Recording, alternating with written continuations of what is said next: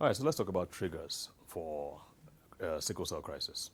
Remember, we said there are two main kinds. There's the what's known as the hemolytic crisis, where the blood cell just ruptures and then blood count really goes down.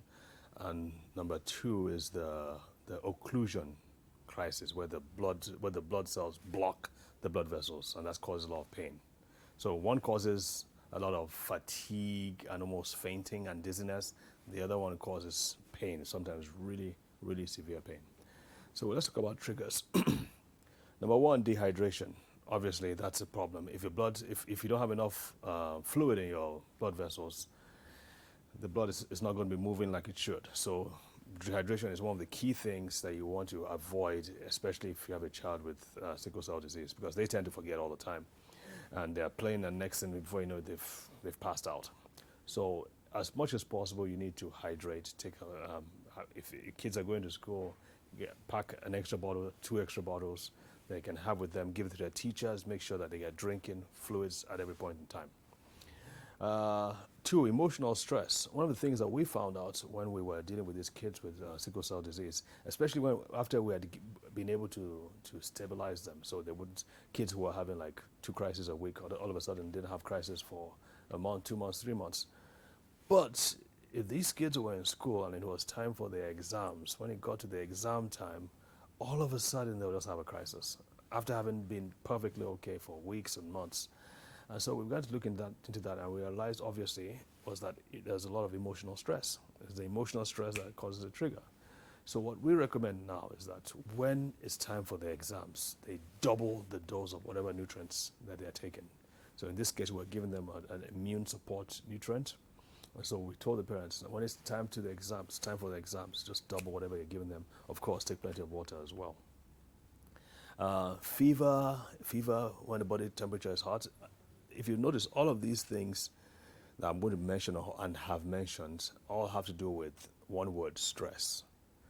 Of course, we face stress in different forms, but the thing with children with sickle cell disease or patients with sickle cell disease is that our threshold for stress is a lot lower than the average person's stress threshold is. So you want to watch out for those things. So, and again, because we're in Nigeria, malaria is endemic, so people get fever all the time. And so it's very important to ensure that you take your medication. They take the antimalarials, the prophylactic antimalarials, and if there's any sign of malaria, fever, please take them to the doctor so they can get treated. But in addition to doing that, obviously we give them immune. I don't like to use the word boosters, but that's pretty much what it is. It helps to build up the immune system so that the immune system is strong.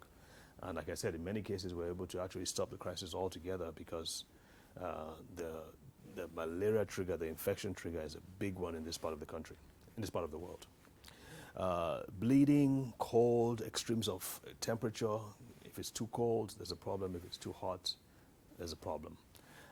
We've mentioned infections.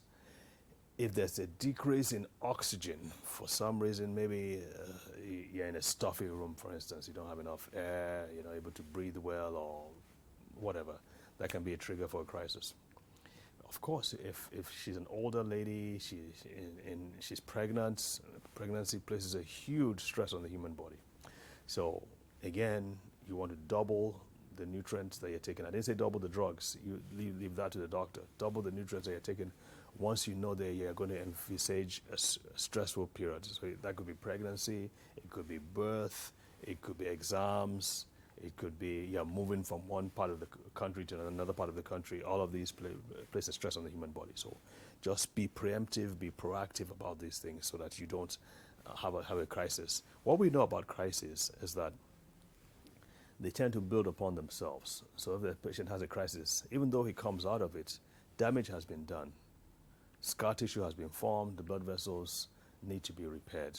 And if they keep on having these crises, more and more damage happens.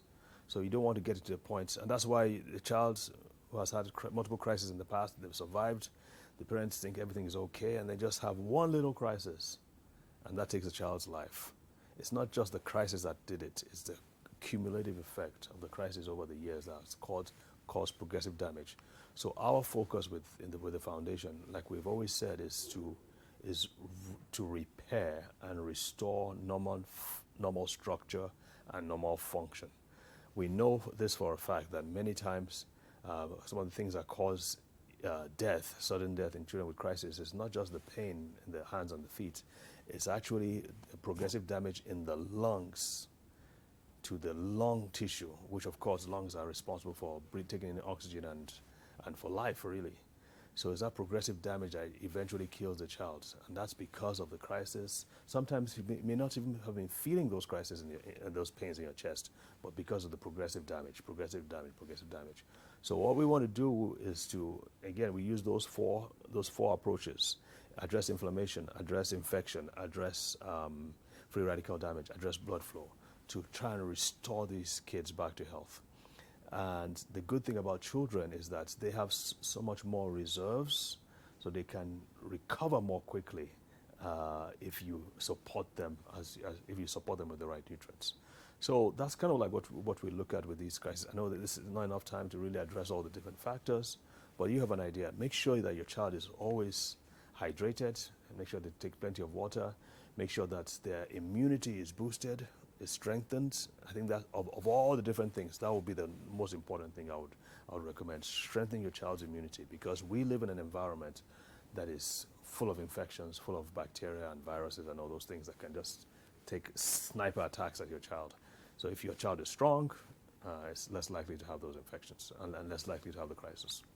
So I guess that's it. If you have any questions, let's know. Thank you very much.